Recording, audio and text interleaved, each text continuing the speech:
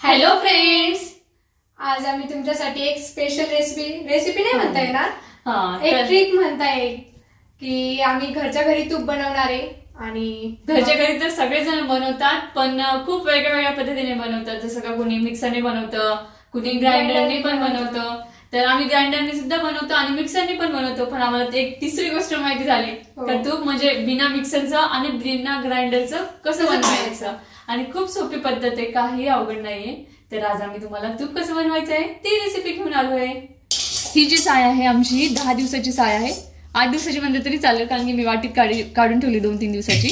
आता ही पुन्हा एका पातेल्यात ठेवायची काढून. ही साय जी आहे आम्ही फ्रीज मधून 2 का 3 तास झाले. किती तास झाले? 2 तास झाले. हा, माणसानेच काढून ठेवली. 2 तास काढून ठेवलं आणि हे आता एका पातेल्यामध्ये टाकायची. खूप सोपी पद्धत आहे, तुम्हाला सुद्धा नवल वाटेल अरे बापरे किती सोपी पद्धत आहे तूप बनवायची. कारण की मिक्सरचं भांडं म्हणलं तर मिक्सरचं भांडं खराब होतं आणि ग्राइंडर पण नाही का, आणि खूप उशीर लागतो मिक्सर मध्ये तूप बनवायला. हो, इथे एकदम सोपी पद्धत आहे, माहिती का, एकदम भारी. मला जेव्हा ताईने सांगितलं तेव्हा मला सुद्धा आश्चर्य वाटलं, कारण की मला सुद्धा ही ट्रिक माहिती नव्हती. आणि आज ताई ती ट्रिक आता तुम्हाला पण दाखवतायत आणि मला पण. ताई, तुम्हाला कुठून मिळाली ही ट्रिक? माझ्या फ्रेंडनी सांगितली मला ही ट्रिक, माहिती का. हो का? अरे वा, खूप छान आहे. आता मी भांड्यातली पूर्ण साय यामध्ये घेतली आणि हे तर असेल तुमच्याकडे. वरण हटतो आपण, अजून काय काय करतो, भाज्या हटतो, तर त्यासाठी तुमच्याकडे अवेलेबल असेल. तुम्ही रवी सुद्धा वापरू शकता. आमच्याकडे रवी नाही का, रवी का रवी. तर हे मस्त पैकी याला असं मिक्स करून घ्यायचंय.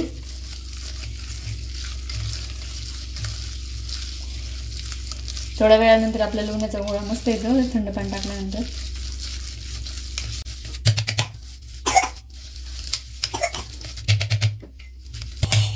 बघा, याला मस्त पैकी घालून घेतलं आणि याला थोडंसं बघा पाणी पण सुटलंय. आपलं जे दूध होतं ते पण सुटलं. आता याच्यामध्ये थंड पाणी टाकायचे आपल्याला 1 ते 2 ग्लास.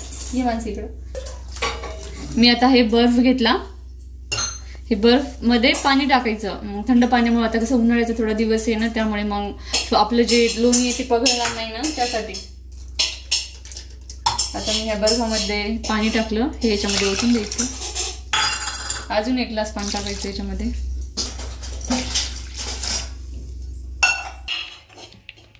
किती पटकन झालं ना ताई तू. हो मानसी, खूप. आणि काहीच मेहनत नाही लागली. मला वाटलं त्याला ग्राइंडरने हटायचं असेल, खूप कुटाणे असतील, पण काहीच कुटाणा नाही याचा. आणि फक्त 5 मिनिटं लागले तूप व्हायला. आला गोळा लोण्याचा. तरी थोडंसं गरम पाणी होतं माठातलं, एवढं काय अजून थंड नाही झालं. आमचा माठा थोडा उशिरा भरला होता, त्यामुळे. बघा, आपल्या लोणीचं मस्त पैकी तयार आहे. आता हे कढईमध्ये ठेकायचंय. दूध पाणी काढायला स्वच्छ अजून चांगल्या पाण्यात धुवून घ्यायचं. किती वेळेस धुवायचं का? असं काही नाही, आंबटपणा जाईल तोपर्यंत.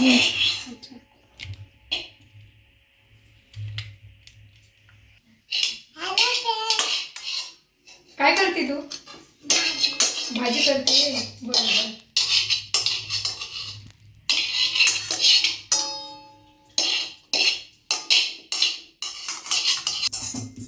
पहा, आपलं लोणी किती मस्त तयार आहे. आणि मी याला धुवून पण घेतलं आणि याच्यातलं असं पिळून दूध काढून टाकायचंय. साईचं पाणी उठते पांढरं.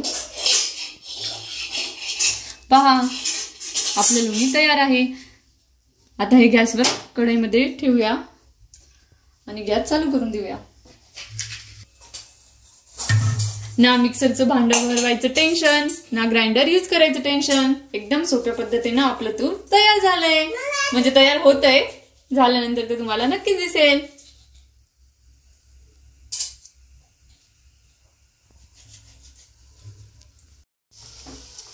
पहा, आपलं तूप तयार आहे. आता थंड झाल्यानंतर एका पातेल्यात गाळून घ्यायचं आणि गॅस बंद करून टाकायचा. मी गॅस बंद केलाय. पहा, किती छान झालंय. आणि गाईचं तूप आहे ना, सॉरी, गाईचं दूध आहे ना, तर त्यामुळे हे पिवळा कलर आला तुपाला. म्हशीचं कसं पांढरं असतं.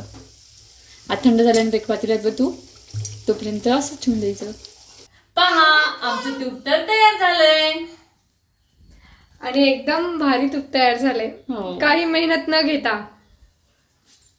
तर कशी वाटली तुम्हाला आमची तूप बनवण्याची ट्रिक? नक्कीच कमेंट बॉक्स मध्ये कमेंट करून सांगा. आणि तुम्ही सुद्धा ह्याच पद्धतीने नक्कीच बनवा, कारण की मिक्सर म्हटल्यावर भांडं तर घासायला पडणारच आहे. आपले तेवढेच कामं पण वाचतील.